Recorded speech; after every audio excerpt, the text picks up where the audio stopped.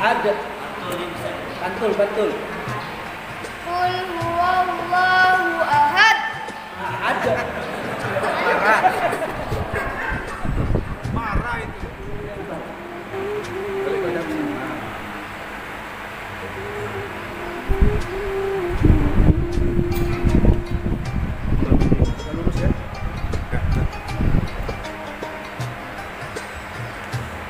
Bismillahirrahmanirrahim. Baik, pembahasan kita di dalam kitab Minhajul Muslim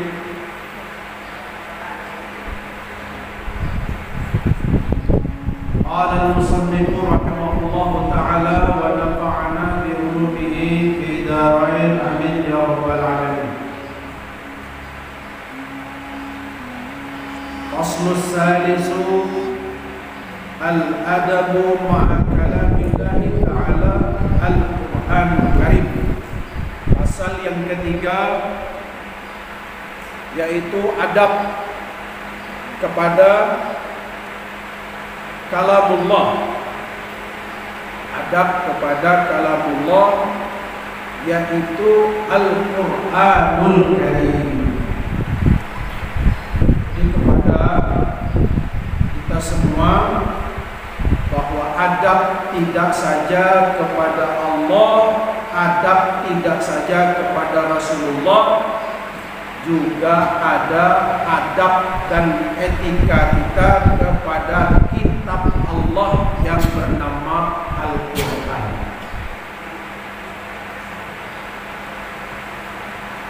Yu'minul muslimu biqudsiyyati kalamillahi ta'ala. Orang muslim itu beriman, yakin dan percaya bahwa kalamullah itu adalah suci.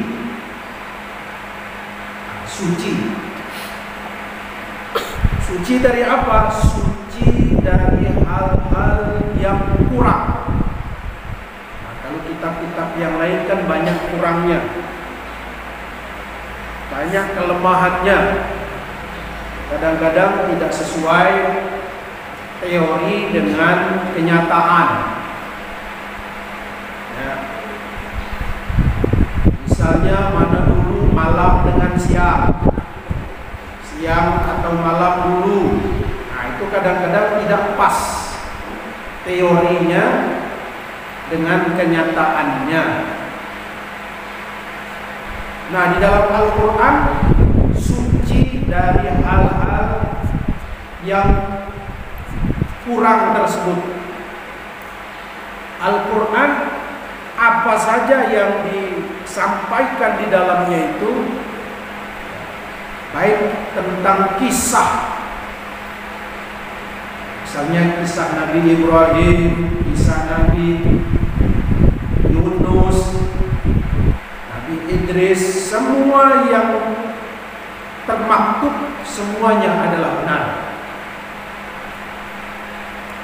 Tidak ada yang tidak benar. Jadi kita semua meyakini itu. Kalau kita tidak yakin dengan itu, artinya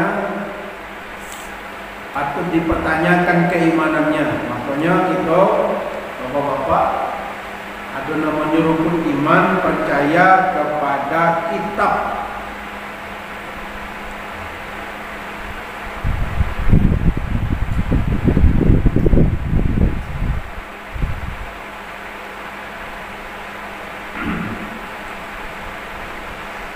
Wa syarfihi wa afdaliyatihi ala sairil kalami. Dan orang-orang muslim itu meyakini tentang kemuliaannya. Di Al-Quran itu mulia, kitab yang terhormat, yang terhindar dari cerita-cerita kotor, cerita-cerita pornografi dan aksi.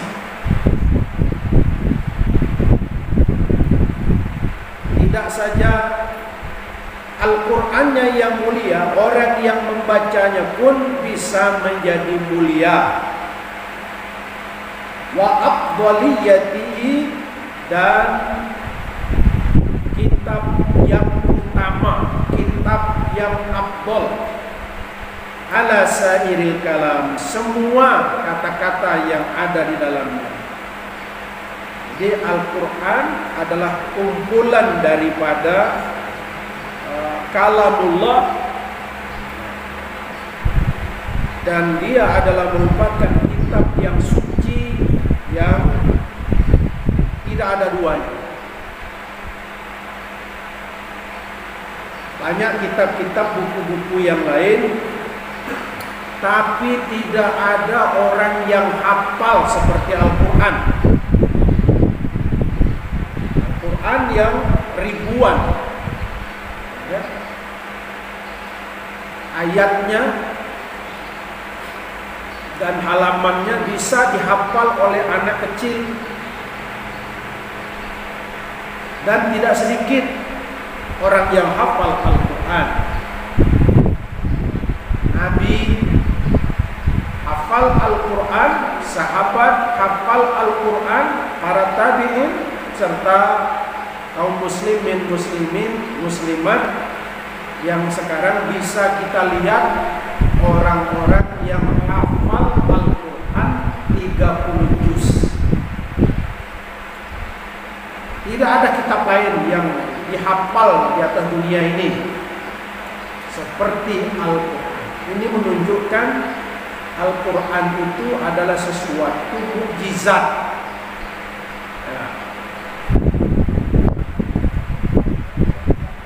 Wa annal Qur'anal Karima kalamullahi alladzi la ya'tihi al-batil min baini aydihi wala min khalfihi, bahwa sesungguhnya Al-Qur'anul Karim ini adalah kalamullah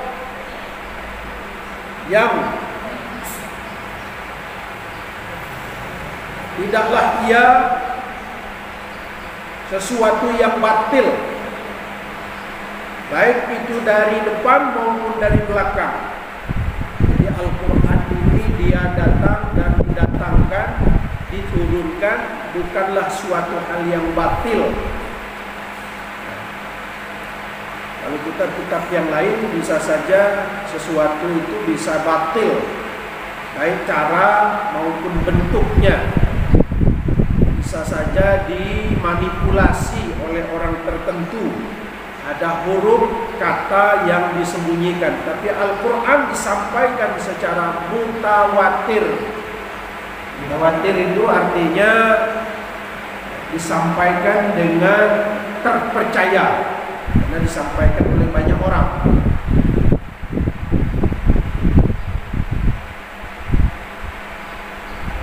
Man qala bihi shadaqah.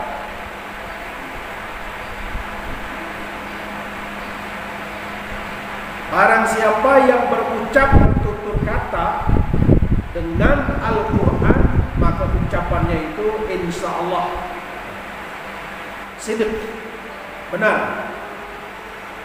Wa man hakama bihi adl.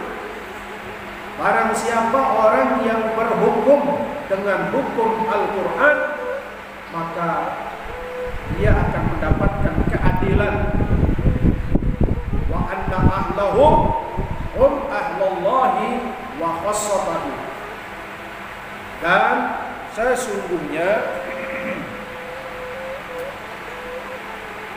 orang yang membaca Al-Quran itu disebut ahlullah.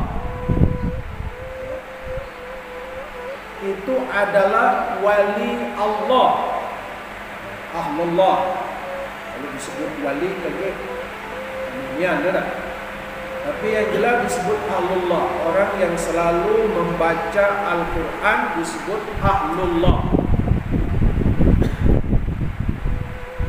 Orang yang selalu dekat kepada Allah wa khassatahu, dan dia adalah orang yang khusus, pilihan.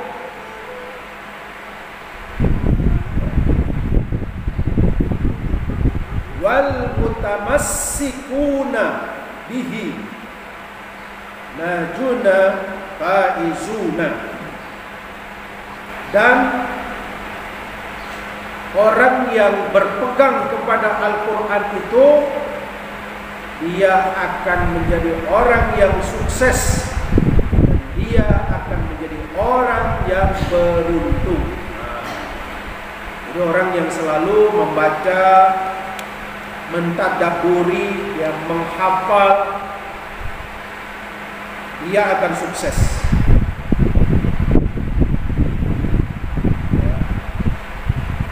Banyak para pemimpin-pemimpin yang selalu berpegang kepada Al-Quran, dia menjadi pemimpin yang sukses.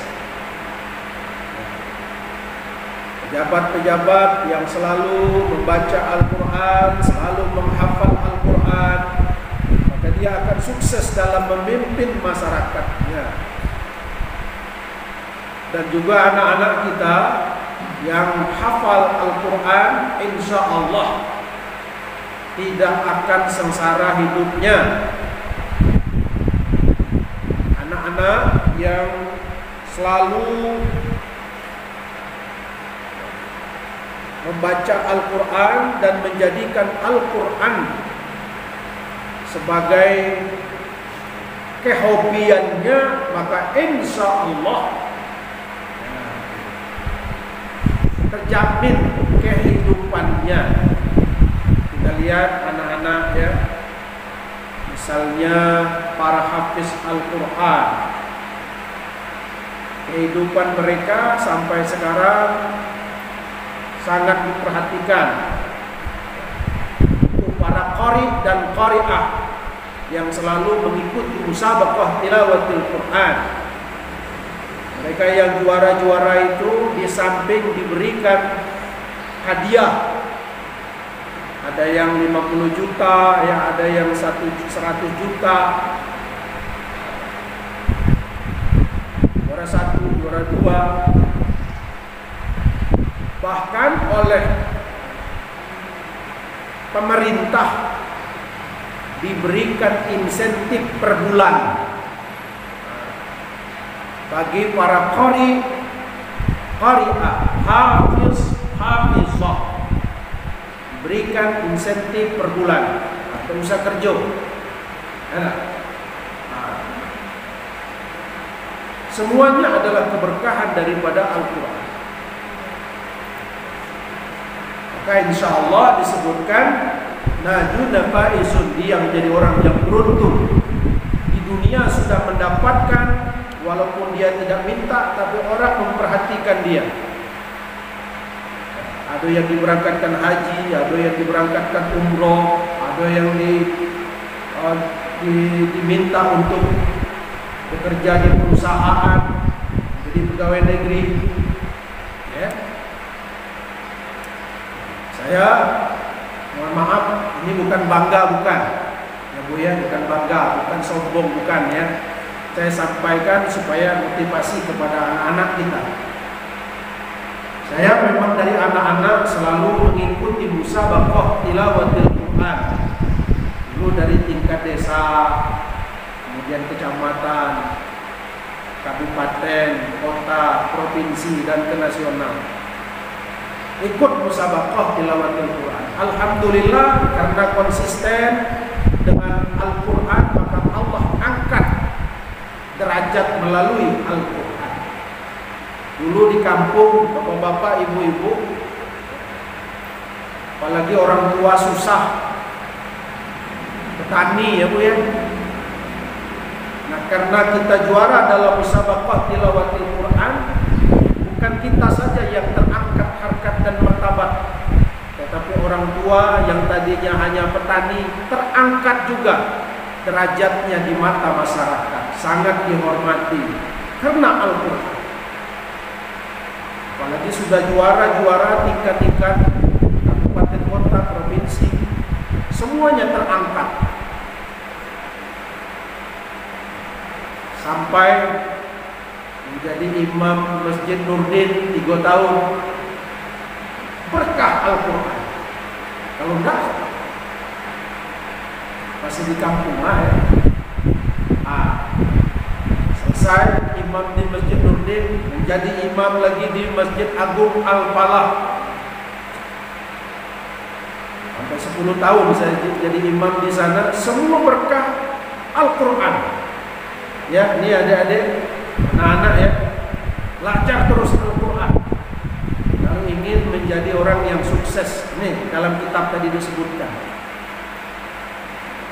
diangkat menjadi pegawai negeri, semua karena Al-Quran. Dulu zaman-zaman itu bukan main untuk jadi pegawai negeri ya, Bu ya. Susahnya. Kenapa? Karena itu tadi banyak persaingan, kemudian banyak juga orang yang terpaksa harus membeli dengan dana yang begitu besar untuk bekerja. Tetapi kita alhamdulillah dengan Al-Quran, wah, anda usah pakai duitan, tanda tangan langsung ikut ujian lulus. Kenapa? Berkah Al-Quran. Jadi pegawai juga berkah Al-Quran. Berangkat haji, berangkat umroh, banyak para qari, para hafiz yang berkah Al-Quran. Berangkat ke Mekah, saya juga berangkat ke Mekah tidak pakai dana, hanya Al-Quran yang mengangkat. Maka itu kepada adik-adik nih, anak-anak ya, belajarlah terus Al-Quran. Hafalkan juz 30 dulu, hafal. Kemudian belajar yang rajin. Insya Allah nanti anak-anak bisa seperti Pak Imam kita, bisa mimpin jadi imam.